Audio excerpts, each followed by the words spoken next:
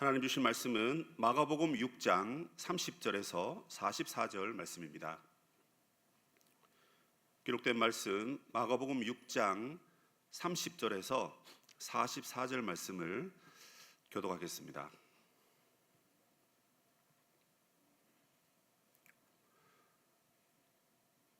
찾으신 줄 알고 30절부터 제가 읽겠습니다. 사도들이 예수께 모여 자기들이 행한 것과 가르친 것을 낱낱이 고하니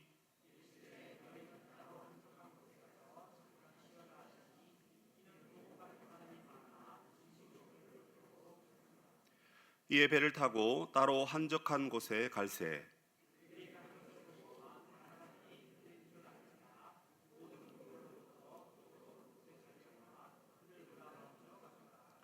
예수께서 나오사 큰 무리를 보시고 그 목자 없는 양 같음으로 인하여 불쌍히 여기사 이에 여러 가지로 가르치시더라.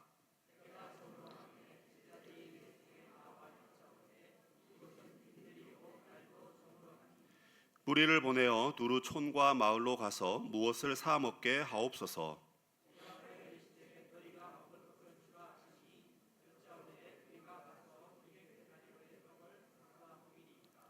이르시되 너희에게 떡 몇 개나 있는지 가서 보라 하시니 알아보고 이르되 떡 5개와 물고기 2마리가 있더이다 하거늘.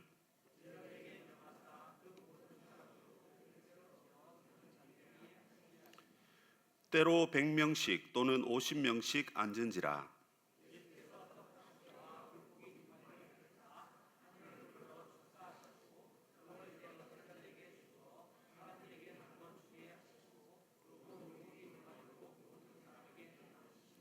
다 배불리 먹고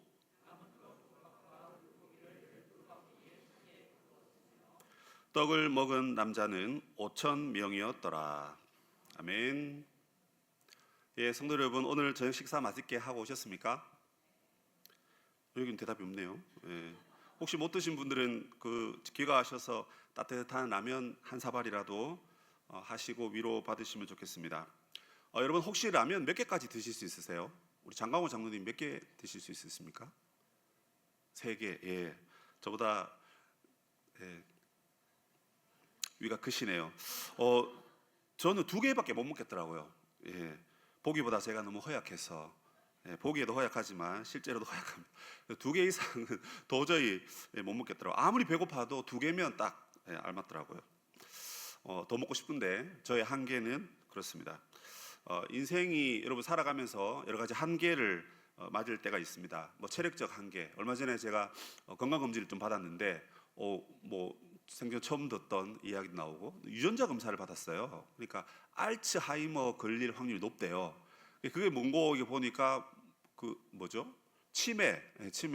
제가 나이가 아직 50도 안 됐는데 벌써 치매 얘기 들으니까 집사람이 저를 영감 취급하고 있습니다. 지금 체력적 한계, 건강적 한계, 또 물질적인 한계라든지, 그 다음에 인간관계에 있어서 한계. 어떤 청년을 제가 마음에 품고 있는데 사역자가 이제 한 청년의 그 회복과 온전함을 위해서 마음 품어야 되잖아요. 근데 제가 예수님이 아니다 보니까 품는데도 이놈이 그걸 깨닫지 못하고 계속 도망다니고 만나주지도 않고 교회 나오지도 않고, 그래서 참 나에게도 한계가 있구나, 그런 생각을 많이 해보았습니다.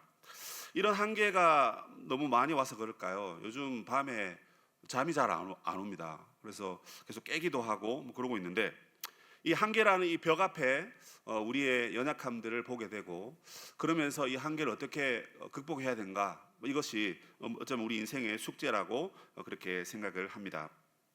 사람들이 보통 자신의 한계를 만나게 되면 여러 가지 반응들이 있는데, 그 첫 번째는 한계를 그냥 인정하는 사람이 있대요. 그러니까 어차피 그건 내가 안 되는 거니까 그건 인정하고, 그래 나는 원래 그건 못해 하고는 별로 거기에 관심을 두지 않습니다. 그냥 현재의 삶에 열심히 그냥 살아간다는 거죠. 지혜로운 방법인 것 같습니다. 또 어떤 사람들은 한계를 회피한다고 합니다. 그러니까 이거는 인정보다는 조금 부정적이죠. 회피하는 것은 어차피 그거 내가 안 되는데 괜히 스트레스 받지 말고 그냥 나 할 일 하자 하면서 모른 척 이렇게도 한다 합니다. 조금 도전적인 사람은요, 한계를 돌파하기 위해서 직접 전공법으로 그 문제에 뛰어든다고 합니다. 그러다 보니까 자신의 발전과 성장이 있을 수도 있고 또 삶의 에너지가 되기도 한다고 합니다. 한계는 여러분 누구에게나 찾아오기 마련인데요. 한계를 만날 때마다 전문가들은 그렇게 말합니다. 일단 일을 멈추고 자기를 돌아보고 어떻게 해야 될지 고민하면서 조금 더 지혜롭게 문제를 잘 해결하는 것이 자신의 삶에 있어서 윤택하게 할 것이다. 뭐 그렇게 조언을 하기도 합니다. 만약 하나님의 자녀인 저와 여러분이 우리의 인생 가운데 어떤 한계에 부닥친다면 예수 믿는 우리는 그 한계를 어떻게 풀어가야 할까요? 우리가 가진 자원으로는 도무지 이룰 수 없고 성공할 수 없는 그 문제에 부닥친단 말입니다. 그러나 그 상황은 우리에게 직면했고 피할 수도 없어요. 역사를 돌릴 수도 없고, 그러면 그것을 해결해야 되는데 그런 상황 가운데 우리는 어떻게 이 한계를 극복하고 문제를 해결할 수 있을지 오늘 말씀을 통해서 해답을 한번 찾아보고자 합니다. 오늘 본문 31절에 보시면 사도들이 예수님 앞에 모였다 이렇게 되어 있습니다. 사도들, 왜 사도들이라고 말하냐면 6장에서 예수님은 제자들을 사도로 파송을 하였습니다. 사도가 뭐냐면 보내심을 받은 자라는 뜻입니다. 예수님이 보냈고요, 제자들이 보냄을 받았습니다. 그래서 제자들이 사도가 되는 겁니다. 물론 12사도 똑같은 말이죠. 제자들이란 말을 계속 쓰시다가 사도들이란 말을 쓴 이유는 바로 그들이 복음 전파를 했기 때문에 그렇습니다. 복음 전파하고 난 다음에 돌아와서 예수님께 그 사역에 보고를 하고 있는 장면입니다. 그 장면에서 제자들은 지금 신이 났습니다. 낱낱이 예수님께 고했다 이렇게 되어 있습니다. 회개하고 복음을 받아라, 예수 믿어라, 구원 얻어라 했고요. 그다음에 귀신을 쫓아내고 또 기적과 표적이 일어났습니다. 또 먹을 것들을 사람들에게 나눠주고 그러면서 하나님의 능력이 나타난 겁니다. 그러다 보니까 이 긍정적인 이 결과를 보면서 제자들이 놀랐던 거죠. 스승님이 하실 때 되었고 우리가 하면 안 될 줄 알았는데 주님의 이름으로 파송을 받으니까, 주의 이름으로 사역하니까 사람들이 이 놀라운 역사를 경험하는구나, 이걸 깨달았던 것입니다. 그런데 제자들과 예수님은 이 복음이 잘 전파되었다라는 이 소식만 들은 게 아니에요. 지난주에 들었던 말씀처럼 헤롯이 세례 요한을 참수시켜 버렸습니다. 그래서 일단 복음을 잘 전파하고 좋은 그 결과를 갖고 왔는데 또 복음의 사역이 있는 곳에 항상 사단의 역사가 있기 마련입니다. 그래서 이 부정적인 소식도 같이 들으면서 제자들과 예수님의 마음은 조금 싱숭생숭했다, 그렇게 볼 수 있습니다. 이런 상황 가운데 예수님께서는 제자들을 데리고 따로 한적한 곳에 가서 잠시 쉬기로 결정하셨습니다. 예수님이 사역만 몰아붙이는 그런 파렴치한 스승님이 아니라 제자들을 정말 사랑했기 때문에 본문에 보면 그들이 음식을 먹을 시간조차 없었다 이렇게 되어 있습니다. 여러분 하루에 3끼 기본 드셔야 되잖아요, 그죠? 저처럼 4끼 먹는 분도 계시겠지만 이 끼니를 잘 챙겨 드셔야 됩니다. 근데 얼마나 사역이 바쁘고 얼마나 사람들이 밀려오는지 이걸 먹을 시간이 없는 겁니다. 그러다 보니까 스승님은 제자들이 너무 불쌍히 여긴 거죠. 그래서 가서 잠시 동안, 아마 당일치기 내지는 1박 2일 정도였던 것 같습니다. 그래서 먹으러 가자 하셔서 야 불판 지펴라, 고기 구워라, 그런 분위기입니다. 자, 그렇게 가는 또 이유는 또 다른 이유가 있겠죠. 너무 이 사역이 힘들었기 때문에 약간의 쉼을 주기 위한 것도 있고 음식을 나누고, 그리고 스승님이 제자들을 너무너무 사랑하는 그 표현을 가서 쉬자 여기에 담아둔 겁니다. 아무래도 또 앞으로 있을 사역을 위해서 영적으로 육적으로 재충전하기 위해서 예수님은 제자들을 데리고 따로 한적한 곳에 가셨습니다. 어디에 갔는지 이 마가복음에는 정확하게 나오지 않습니다. 이 마가복음은 베드로의 복음이라 해서 베드로가 우리에게 전해주는 복음의 메시지입니다. 베드로가 아마 가방끈이 좀 짧다 보니까 이 정확한 지명을 기록하지 않았지 않았나 이런 생각을 해봅니다. 요한복음에 가보면 그 장소가 갈릴리 북쪽에 있는 베세다라고 합니다.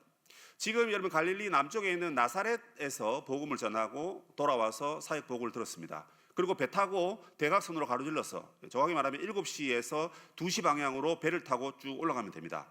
15km에서 20km 정도 배를 타고 갑니다. 1시간 정도 가면 됩니다. 그래서 가서 우리끼리 모여서 오랜만에 좀 샤워도 하고 물놀이도 하고 고기도 먹고 즐겁게 놀자 하면서 예수님이 그런 잔치 자리를 마련하신 겁니다. 자, 그런 가운데 예수님이 배 타고 가시는 것을 무리들이 보았습니다. 이 무리들 보고 저 예수님 제자들 어디 가냐 하고는 따라가자 해서 이들이 예수님이 대각선으로 배 타고 가로질러 가시는데 육지로 먼저 가로질러서 거기에 베세다에 가서 도착을 한 겁니다. 여러분 이럴 수 있습니까? 교역자가 좀 쉬겠다고 여러분 휴가 받아가지고 가는데 아이고 목사님 저는 목사님 신방 안 받으면 저는 교회 옮길래요.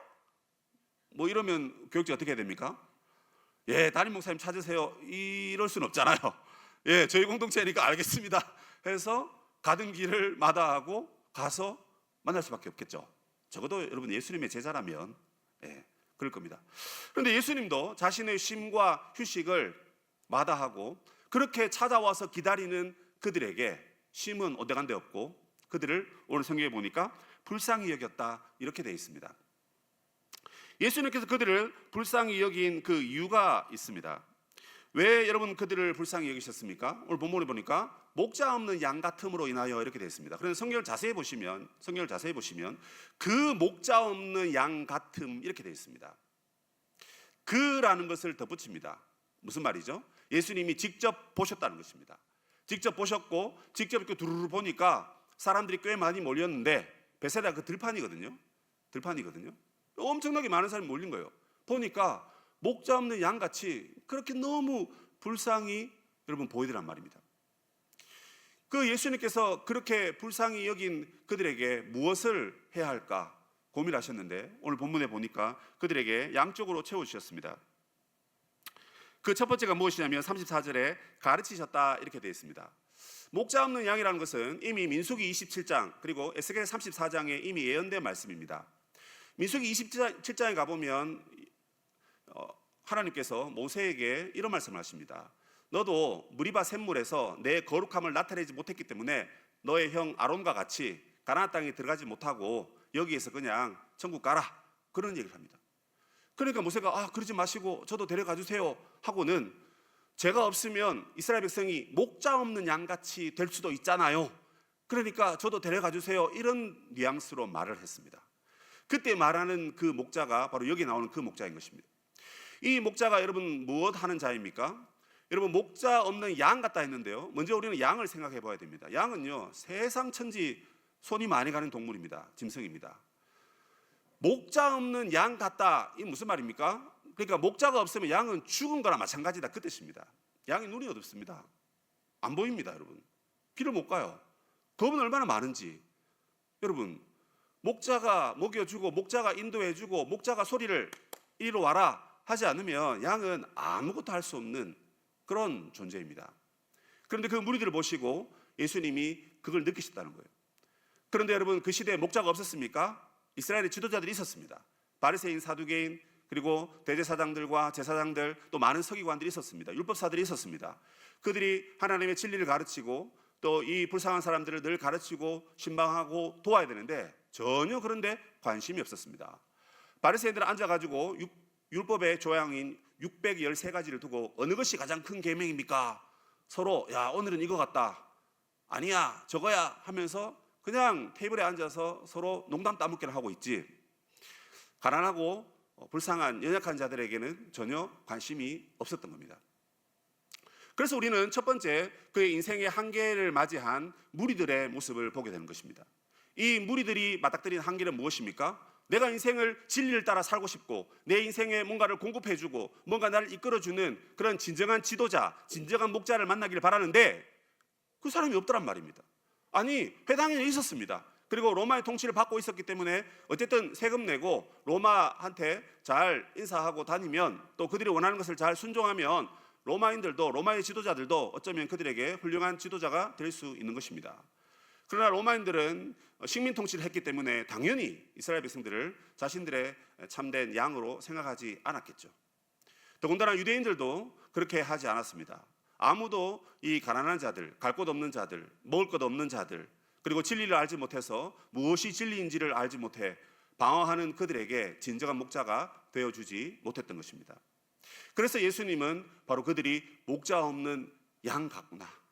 그래서 내가 그들의 목자가 되어줘야 되겠다. 그렇게 말씀하신 것입니다. 예수님께서 그들에게 내가 목자가 되어주겠다라고 말씀하시면서 첫 번째 말씀하신 것은 가르치셨다 이렇게 되어 있습니다.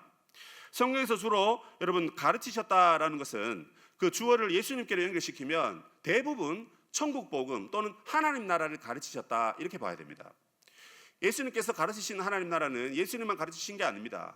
예수님 이전에 세례 요한이 회개하라 천국이 가까웠느니라고 마태복음 3장에 말씀하시고 그리고 마태복음 4장 12절 이하에 예수님께서 회개하라 천국이 가까웠느니라 똑같은 말씀을 하십니다. 그리고 마태복음 10장에 가보면 예수님께서 제자들 파송하실 때도 너희들 가서 딴소리 하지 말고 회개하라, 하나님 나라 가까이 왔다, 이렇게 말해라, 그렇게 말합니다. 영어 번역에 보면 The kingdom이 at hand라는 단어를 쓰고 있습니다. 그러니까 킹덤이 커밍하고 있는데 그것이 at hand, 무슨 말입니까? 너가 손에 잡을 수 있을 정도로 가까이 왔다, 이런 얘기를 하는 겁니다. 하나님 나라가 우리가 죽어서 육체가 가게 되는 그 시간을 얘기하는 것이 아니라 하나님의 통치가, 예수님이 이 땅에 오셨기 때문에 지금 예수님을 손에 만질 수 있었거든요, 그 시대 사람들은. 그래서 예수님을 터치할 수 있을 정도로 하나님 나라가 가까이 왔다고 말합니다. 더 놀라운 사실은 사도행전 1장 2장에서 오순절날 교회가 성령을 받습니다. 그리고 2장 말미에 가보면 베드로가 성령 충만하여 믿지 않는 유대인들에게 복음을 전파합니다. 그러면서 거기 똑같이 말합니다. 회개하고 예수 그리스도의 복음을 받아라, 믿어라, 그렇게 얘기합니다. 성령을 받아라, 그렇게 말합니다. 그래서 예수님께서는 그들의 목자가 되기를 바라셨는데 그들에게 진짜 필요한 것은 무엇이냐면 집이 아니었고요, 빵이 아니었고, 먹을 것이 아니었습니다. 가장 먼저 그들에게 필요한 것은 바로 하나님 나라의 복음, 천국 복음이었다는 사실을 예수님께서 말씀해 주시는 것입니다. 여러분, 이 천국 복음이야말로 정말 영혼들을 살리는 영의 양식입니다. 예수님께서 기적적으로 먹을 것도 주실 수 있습니다. 그러나 그것을 한번 먹고 지나면 또 배가 고픕니다. 하지만 천국 복음은 성령께서 말씀을 풀어 가르치실 때 우리를 구원케 하고 우리를 하나님 나라 백성이 되게 하는 사실입니다. 그런데 여러분, 이 천국 복음으로 구원 얻는 것이 너무너무 중요합니다. 왜냐하면 구원 얻었다는 것은 이제 우리가 죽으면 천국 간다, 이런 의미만 담겨 있는 것이 아니기 때문에 그렇습니다. 이 땅에 이미 하나님 나라가 임했고 내가 구원을 얻었고 복음을 통해서 하나님 나라를 믿는다면 이 땅에서 이미 하나님 나라를 살고 있는 겁니다. 그러니까 영생의 삶을 지금부터 우리가 살고 있는 것입니다. 여러분, 이 사실이 우리의 영혼을 살리고 주님이 우리의 목자이시다는 것을 강하게 가르쳐주는 말씀인 것을 여러분 믿으시기 바랍니다. 여러분, 우리도 얼마 전 대통령을 선출하는 그런 대국민 선거를 치렀습니다. 선거 이전에 내가 원하는 후보가 될 거야, 아니야 2번이 될 거야, 아니야 3번이 될 거야, 4번이 될 거야, 그렇게 사람들이 옥신각신했습니다. 결과는 1번인지 2번인지 잘 기억이 안 나지만 어쨌든 한 분이 됐습니다. 그리고는 이런 얘기를 듣습니다. 야, 어떻게 이 사람이 돼? 하나님 살아계신 거 맞아? 와, 정말 마음 상하네. 목사님, 저 당분간 연락하지 마세요. 저 교회를 못 나가겠어요. 하나님께 미쳤어요. 여러분, 저는 그 얘기를 들을 때마다 가슴이 철렁 내려앉습니다. 여러분, 왜죠? 그분의 목자가 고작 눈에 보이는 그 대통령이었단 말입니까? 아니라면 여러분, 그런 얘기 안 하시는 게 좀 나을 것 같습니다. 왜요? 내 믿음의 미천이 한꺼번에 드러나 버립니다. 믿음이 없는 겁니다. 여러분, 우리나라 대통령 없다고 우리나라가 안 돌아갈까요? 저는 그렇게 생각하지 않습니다. 누가 되더라도 하나님이 다스리시고 여러분, 성경 1장부터 요한계시록까지 다 읽어보십시오. 누가 다스리시는데요? 하나님이 다스리지 않습니까? 이 말이 좀 불편하십니까? 아니지 않습니까? 하나님이 다스리시고 하나님이 우리의 목자신데, 물론 우리가 원하는 사람이 되면 좋죠. 내가 원하는 사람이 되면 좋죠. 또 교회에서 그런 얘기 가지고 옥신각신 편을 가르고 그러면 안 되니까 조심스러운 말이지만 다 끝났으니까 들릴 말이 있으니까 드리는 말입니다. 그래서 지금 내가 원하는 사람이 안 됐다고 해서 그럼 이 나라를 떠나실 겁니까? 그것도 아니지 않습니까? 천국 가는 것도, 여러분 죽는 것도 다 하나님 때가 돼야 부르시는 거고, 다른 나라 가자 하니 외국어가 안 되고 돈도 없고 그럼 이 땅에 살아야 됩니다. 누가 우리의 목자시죠? 여호와 하나님. 그 하나님 우리의 목자시니까 그 목자이신 것을 믿고 하나님, 저 대통령이, 저 위정자가, 저 지도자가 하나님 뜻대로 잘 다스리고 그렇게 순종하게 하옵소서, 이렇게 기도하고 가면 될 것을, 그걸 여러분 내가 삐졌다고 교회를 안 나오신답니다. 여러분, 인터넷, 여러분 주일 인터넷 예배 끊어야 됩니다. 그러니까 그거 들으면 된다 싶으니까 하나님 영이시니까 거기도 계시고 여기도 계시고, 또 그런 또 교리는 어디서 또 아셔가지고, 그래서 안 나오시는 것을 너무 이렇게 합리화시키시고, 나는 예배 잘 드리고 있고 대통령 임기 끝나면 나오겠다, 이런 말씀이신지 모르겠는데 어쨌든 그렇습니다. 저희 교회에는 그런 분들이 많이 없으시기를 바라고요. 정말 우리가 눈에 보이는 사람이 또는 그 존재가 우리의 목자가 아니라 주님이 우리의 여러분 목자이신 것을 우리가 먼저 믿어야 하는 것입니다. 어쨌든 오늘 말씀에 여러분 이 무리들은 자기들을 이끌어줄 또는 먹여줄 지도자가 없어서 그 먼 길을 여러분 배로 가면 15km, 20km인데 둘러가면 두 배, 세 배 걸립니다. 50km를 걸어가야 됩니다. 뭐 차가 있습니까? 뭐가 있습니까? 걸어서 그 많은 무리들이 예수님께로부터 진리를 듣고 또 양식을 공급받기 위해서 이미 소문을 많이 들었기 때문에 그곳까지 찾아온 것입니다. 그들에게 주님은 정말 그들에게 필요한 양식을 주시는데 그것은 바로 하나님 나라의 말씀, 천국 복음의 말씀이었다 하는 사실입니다. 그러므로 여러분 우리도 이미 들은 하나님 나라의 복음을 더 강력하게 붙드는 은혜가 있으시길 바랍니다. 그것은 여러분 우리의 영혼을 살리기 때문에 그렇습니다. 또 뿐만 아니라 우리가 믿은 복음을 우리가 잘 믿으면 언젠가는 여러분 우리의 삶을 통해서 사람들에게 흘러가게 되어 있습니다. 늘 우리가 그것을 묵상해야 되고 잘 붙들어야 됩니다.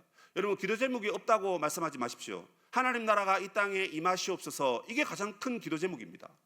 여러분 주기도문의 앞에 세 가지가 무엇입니까? 하늘에 계신 우리 아버지여 하고는 하나님의 나라와 하나님의 뜻과 하나님의 이름을 위해서 구하지 않습니까? 이 세 가지를 하나로 줄이면 하나님 나라입니다. 하나님 나라의 다스림을 온 세상이 받게 하여 주옵소서. 먼저는 교회가 받고 내가 통치를 받게 하시고 그리고 교회를 통해서 하나님 나라가 세상에 선포되게 하여 주옵소서. 그래서 아직까지 복음을 알지 못하는 영혼들이 하나님께로 나오는 역사가 있게 하여 주옵소서.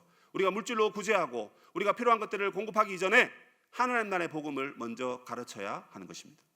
그래서 예수님은 바로 그 목자 없는 양과 같은 자들에게 먼저는 천국 복음을 가르치시면서 그들의 필요를 채워 주셨습니다. 이제는 하나님께서 교회를 통해서 그 일을 하고자 하시는 것입니다. 저희 꿈꾸는 교회가 여러분 사역에 국내외 선교를 통해서 또 여러 가지 사역을 통해서 이 천국 복음이 저와 여러분을 통해서 끝까지 흘러가는 그런 은혜가 이번 여름도 있으시기를 주님의 이름으로 축복합니다. 한계를 만난 무리들에게 예수님은 천국 복음을 가르치셨는데요. 이제는 하루 종일 가르치다 보니까 저녁이 되었습니다. 그때 제자들이 예수님께 와서 묻습니다. 예수님 여기 빈들이고요. 그리고 이미 해가 저물어 갑니다. 어둡습니다.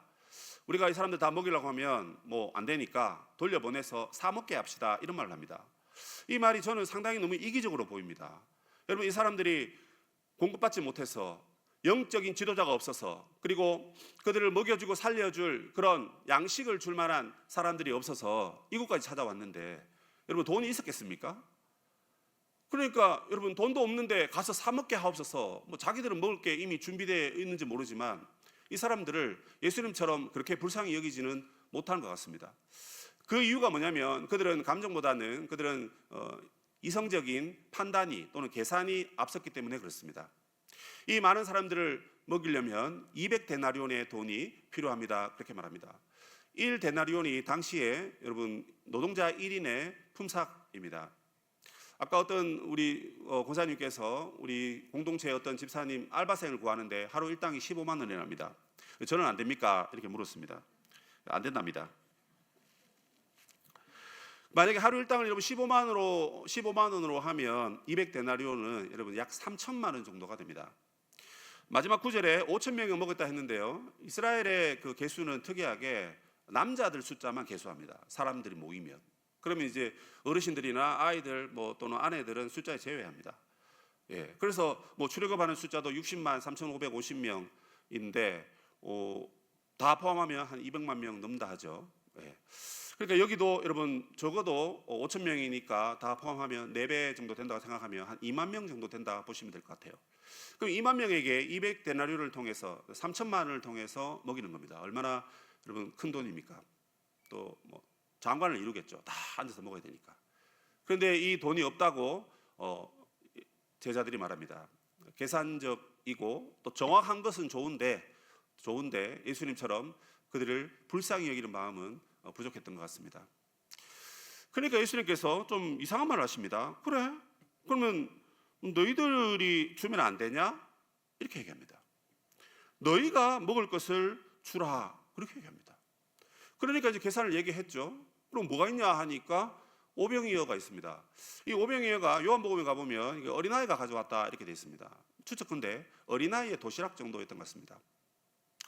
그러니까 뭐 보리떡은 정말 못 사는 사람들이 먹는 양식이었고요. 물고기도 뭐 제 손바닥보다 더 작은 물고기 아니었겠습니까? 그러면 그 어린이가 뭐 덩치가 얼마나 컸는지 모르지만 어린이가 그냥 먹으면 그냥 배부르다 할 정도의 정말 작은 것이었습니다.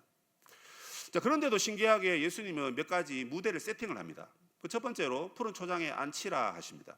마치 과거에 모세를 통해서 인도함을 받은 이스라엘 백성들이 광야에서 하나님의 양식, 만나와 메추라기를 공급받는 그런 장면이 조금 연상이 됩니다. 그리고 50명씩 100명씩 이렇게 줄지어서 앉아라, 질서 있게 앉아라, 그렇게 얘기합니다.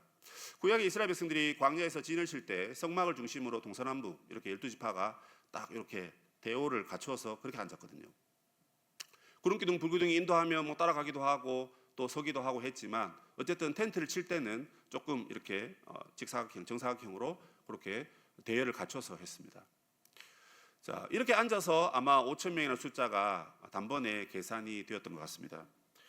자, 이런 걸 통해서 예수님께서 구약에 마치 모세가 너희들을 인도하고 영적인 지도자 모세가 너희들의 모든 것들을 공급했던 것처럼 참 지도자인 예수님께서 우리의 모든 필요를 채우신다. 그래서 구약에는 모세가 채웠지만 지금은 모세와 같은 한 선지자를 예언하셨는데 바로 그 선지자가 예수님이시고 그 예수님이 메시아의 사역으로 우리를 불쌍히 여기시고 우리에게 양식을 채워주신다. 이것을 예수님께서 직접 연출을 하신 것입니다. 그 상황을 맞닥뜨린 제자들과 또 말씀을 깨달은 사람들은 야, 이거 뭔가 구약의 모세와 광야 시대가 생각이 나네, 뭐 그런 말을 했을 수도 있을 것 같습니다. 그렇게 잘 먹이셨습니다. 예수님께서 축사하시고 나누어 먹게 하셨습니다. 그러면서 남은 것을 12광주리에 12바구니에 거두게 하라, 또 그렇게 말합니다. 이것은 제자들에게 예수님의 기적을 직접 눈으로 보게 하기 위한 예수님의 전략이라고 생각합니다. 무슨 말입니까? 너희가 먹을 것을 주라, 이렇게 되어 있습니다. 보통 여러분 헬라어 원의 어법은 주어가 보통 뒤로 갑니다. 그런데 원문에 보면 이 너희가라는 단어가 앞에 가 있습니다. 너희가 진짜 주라 이 말이 아니고 너희는 지금 계산을 하고 있기 때문에 너희가 줄 마음 없지. 그런데 나는 너희가 주기를 원한다. 너희가 주라 하면서 예수님이 지금 이들을 테스트하시는 것입니다. 그 테스트의 결과 너희들은 안 되고 내가 준 것이야. 이걸 12바구니를 통해서 확인하고 증명시키신 것이 예수님의 메시지인 것입니다. 그들이 순종하고 역사를 이루긴 했는데요. 그들의 순종은 여러분 작은 순종이었습니다. 그런데 놀랍게도 예수님께서는 그 작은 순종을 사용하셔서 그 모든 무리들을 먹이시고 그들의 필요를 다 채워주셨습니다. 그래서 이 본문은 한편으로는 목자 없는 양들에게 말씀을 가르칠 뿐만 아니라 그들의 필요한 양식을 제공하신 참 목자인 예수님을 깨닫게 하고요. 그리고 이 가운데 이 일을 어떻게 가능케 하냐면 바로 제자들의 작은 순종, 작은 헌신을 통해서 예수님은 이 일을 감당하셨다 하는 메시지를 동시에 복선으로 깔고 있는 것 같습니다. 주님은 이들을 질서 있게 모으시고 축사하시고 다 나누시면서 제자들 한 사람 한 사람 바구니를 보고는 깨닫게 하신 것입니다. 이들이 지금 목자 없는 양같이 기진하여 굶어 죽게 생겼는데 누가 그들의 참 목자이겠느냐? 너희들이 바구니를 보고 깨닫는 것이 무엇이냐? 그렇게 말씀하시는 것입니다. 어쩌면 제자들이 여러분 이 바구니를 보면서 사실 조금 마음에 불편함이 있었을 것입니다. 계산도 잘 했고 안 되는 건 안 된다고 말해야죠. 그런데 예수님은 안 된 걸 아시고도 너희가 주라고 말씀하신 겁니다. 여러분 이 예수님의 명령을 들을 때 우리의 마음은 별로 편치 않습니다. 예수님, 저도 한계가 있고 저도 부족함이 있고 저도 안 되는데 왜 이걸 저보고 하라 하십니까? 저는 이 말씀에 인생 가운데 여러 가지 깨달은 말씀 중에 한 구절의 말씀인데요. 이게 뭐냐면 너가 다 하라는 거 아니다. 너가 가지고 있는 것을 하면 된다라는 것입니다. 네가 하고 있는 게 뭔데? 네가 가지고 있는 게 뭐야? 너가 가지고 있는 게 얼마야? 얼마의 시간이야? 얼마의 물질이야? 상관없습니다. 아무리 작은 것이라도 우리가 하나님 앞에 내어놓으면 하나님은 그것을 통해서 더 크고도 놀라운 역사, 위대한 역사를 이루어 가신다 하는 것이 오늘 메시지가 주는 하나님의 말씀인 것입니다. 이 말씀을 정리하면서 여러분 우리는 다시 한번 이런 질문을 여러분에게 드리고 싶습니다. 여러분, 우리가 인생 가운데 한계를 만날 때 우리는 어떤 자세를 취해야 됩니까? 나의 힘으로 해결하라고 발버둥 쳐야 될까요? 그러면 제자들처럼 늘 계산만 하고 있을 것입니다. 제자들은 불가능해 보이는 상황 속에서 어쩔 수 없이 순종을 했습니다. 그런데 예수님은 그 작은 순종을 엄청나게 풍성하게 하셨습니다. 여러분, 우리가 가진 것이 적다고 하나님이 일하시지 않을 거라고 우리는 대부분 그렇게 생각합니다. 내가 능력이 없는데, 내가 가진 게 없는데 하면서 내가 가진 게 없으니까 안 하면 돼, 누가 하겠지, 이런 생각을 한다는 거죠. 그래서 내가 가진 게 없기 때문에 하나님도 일하지 않으실 거야, 이런 생각을 한단 말입니다. 그런데 여러분, 예수님은 우리가 가진 것이 작다라는 것을 문제 삼지 않으십니다. 오히려 예수님의 능력을 믿지 아니하고 능력을 제한하고 우리의 이성과 우리의 한계로, 우리의 계산으로 판단할 때 예수님은 오히려 불편해 하실 것입니다. 재미있는 것은 하나님은 때로는 여러분 우리의 삶 가운데 무에서 유를 만드시는 분이지만, 그러나 오늘 본문에서는 하나님은 작은 것을 통해서 큰 역사를 이루어 가시는 것을 보게 되는 것입니다. 그러므로 여러분, 우리는 너희가 주라는 이 예수님의 말씀 앞에 작지만, 내가 가진 것이 작지만 주님 앞에 과감히 전부 드리는 그런 은혜가 저와 여러분에게 있어야 할 줄로 믿습니다. 여러분, 우리는 6월 28일 날 전도축제를 가집니다. 이미 200명 정도의 영혼들을 위해서 기도하고 있다 하는 소식을 들었습니다.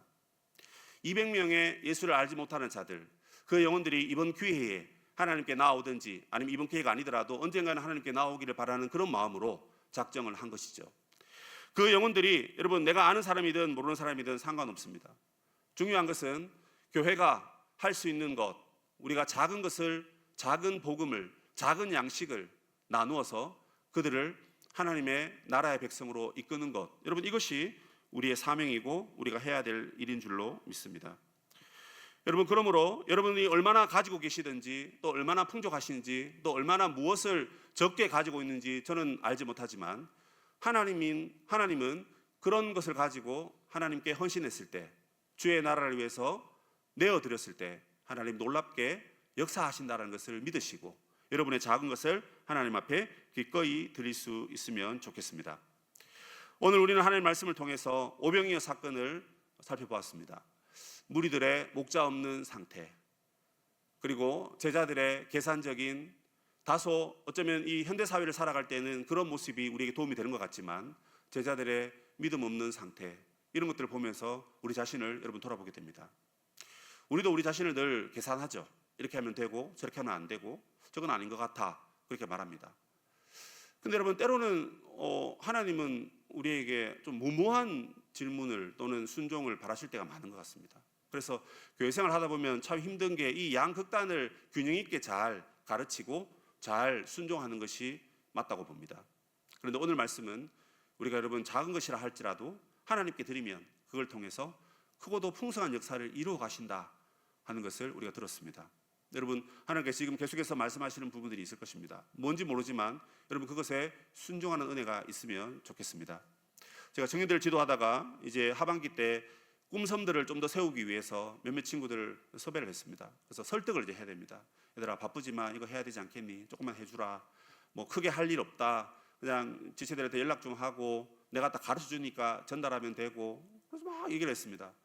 몇몇 사람들은 그렇게 막 얘기하다가도 못하겠어요. 또 하고 있는 사람들도 못하겠어요 하는 사람이 있는데, 한 지체가 그러는 거예요. 요즘 안 그래도 하나님이 저에게 순종하라고 하시는 말씀을 주었는데 목사님 딱 그 말 하시니까 제가 당장 하겠습니다, 한마디에 그냥 예 알겠습니다 하겠습니다 이러는 거예요. 제가 여기 와서 3년 만에 진짜 그렇게 속 시원한 답을 처음 들어봤습니다. 얼마나 감사하고 얼마나 은혜가 되는지. 그래서 제가 그 지체의 헌신을, 그 지체가 참 힘들게 살고 어렵다는 걸 알거든요. 그런데 그렇게 참 자기가 보잘것없고 시간도 부족하고 능력도 부족하고 그러면서도 하나님 나라 위해서 내가 꿈섬으로 작은 순종을 하는 그 모습 보면서 하나님이 저 지체를 통해서 크고 놀라운 역사를 이루어 가실 거다, 그런 제 마음의 믿음이 또 확신이 생기고 또 그런 얘기를 하면서 위로하고 또 축복하였습니다. 마찬가지로 여러분의 꿈꾸는 교회가 작은 일에 더 많은 헌신을 하고 여러분의 개인적인 삶 속에서도 그렇게 헌신하여서 하나님의 크고도 놀라운 풍성한 은혜가 열매 맺는 그런 복된 삶이 다 되시기를 우리 주 예수님의 이름으로 축복드립니다.